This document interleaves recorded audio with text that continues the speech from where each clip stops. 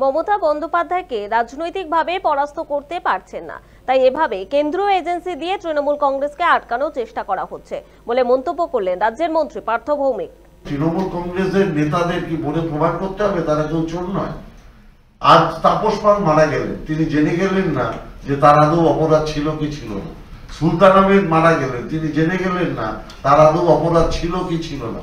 দীর্ঘদিন ধরে একটা মামলা চলছে, আজ অব্দি একটা তৃণমূল নেতা দোষী সাব্যস্ত হয়েছে আপনারা দেখাতে পারবেন যে কোর্টের দ্বারা এ দোষী প্রমাণিত হয়েছে?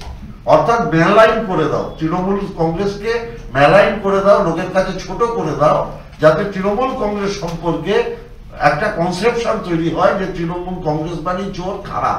আমি মনে করি মমতা ব্যানার্জির স্বচ্ছ ভাবমূর্তিকে কালিমালিপ্ত করা যাচ্ছে না বলে অভিষেক বন্দ্যোপাধ্যায়কে বারংবার ডেকেও তাকে হেনস্থা করা হচ্ছে, কিন্তু প্রমাণ করানো যাচ্ছে না বলে তৃণমূল কংগ্রেসকে মেলাইন করার এই জঘন্য অপপ্রয়াস শুরু করেছে ভারতীয় জনতা পার্টির নেতৃত্বাধীন কেন্দ্রীয় সরকার, যার সহযোগী হচ্ছে মার্ক্সবাদী কমিউনিস্ট পার্টি।